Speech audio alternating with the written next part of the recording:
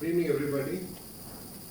I'm basically a stroke neurologist, but I have a lot of interest in MS because we started the MS Society in Chennai, and with that, the interest in MS picked up.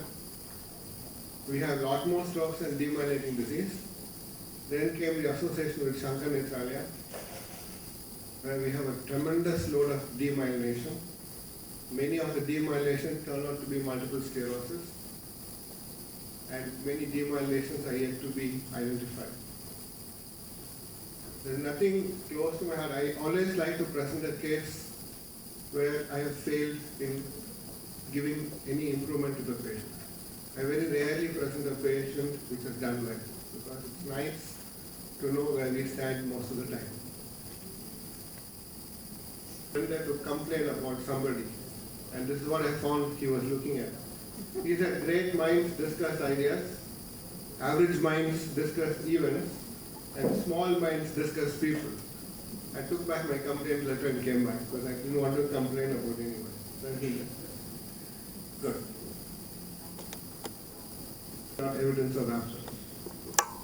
I have many guides, and I learn every day.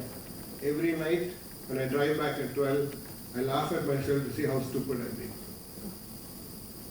This is one of my patients which have not done well, and all of us know we are on a neuroinflammation conference. I won't bring a stroke patient. I will bring an MS patient, but I'd like to share with you how difficult it can be, one, to hang on to a patient in our country. This is not like anywhere abroad where you go to a fixed clinic. A patient in India can travel 3.5 hours and have several consultations at his wish and can change treatment overnight, as you will see. It's an interesting concept because most of the patients that we get are from out of town with multiple sclerosis, and they go through a chain of my team. For multiple sclerosis, I have a fixed team wherever the patient comes from. One, we have Dr. Veena, who does the imaging, who reads all the imaging even if she doesn't do it. We have a neuro-ophthalmologist, Dr. Ambika, she's not in town, she's supposed to be here, and myself. Then we have other people who come to the team and help us, especially the MS Society. This is a young 16-year-old girl in the 10th grade when she saw me in 97, and she was doing good athletics in school during her evening time. She would dance, she was a Kathak dancer, and she said that, sometimes I feel tired after my training, I get weak in my legs, I rest and I get well. I know that's quite common if you over-exercise, and it's quite normal. Then, sometime back, she said, her mother came and said, she stopped her dancing. She said, no, because I have weakness in the legs. Next day I find it difficult to do my athletics and dancing, so I grew up dancing because I like athletics. She came the first 3 ranks in class when she met me, and there was no fatigue, no history of fatigue other than accepting when she went on these strenuous tasks involving her legs. Sometime in the second week of March, she woke up one morning with an abrupt weakness in the left leg. It was a weekend. Getting an appointment with a neurologist was difficult. She went to a family doctor the same day. He examined her, and he just said, there's nothing wrong with you. You had excessive training the day before, and nothing would happen. Just go home, eat fruits, rest, and you'll be well. So that was it. In about few days, she recovered. What the doctor thought was fully, but still she said that she had only partially recovered. But on examination, she was quite normal, as per the notes given by her. She went back to school. She was as usual, and she went back to athletics partially, not fully. In April, the temperature in Delhi becomes a little more warm. This time, after a bout of practice, at night sleep, next day morning, she noticed that she needed help to get out of bed.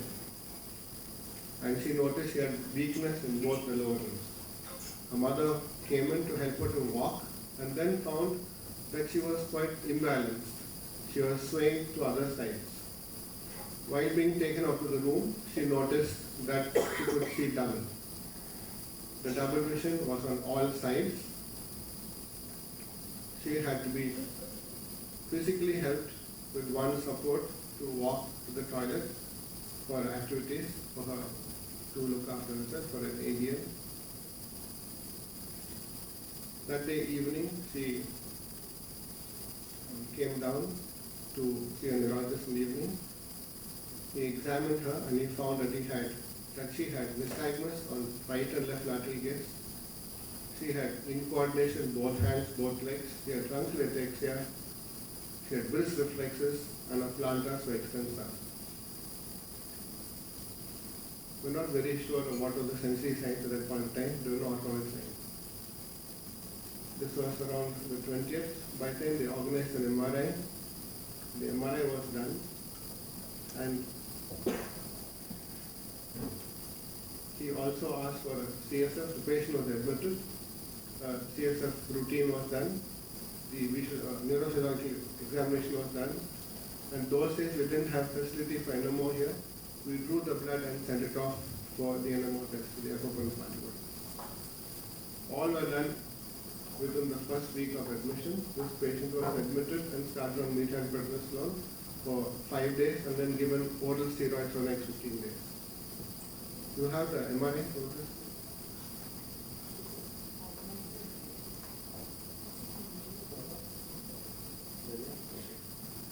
We have the we have the reports for all the MRIs done, about 20 MRIs, and we have the films for 4 years. I think as clinicians first we should think that what was the likely possibility. And stop now. Let us go to MRI and then while you're setting up. So the neurologist who works with me in coordination in Delhi called me up and thought that the patient needed admission and was thinking of a demyelinating illness. That's what the patient thought. But you want to ask anybody? I think it would be worthwhile asking from we have such international experts here. Good. Have the mic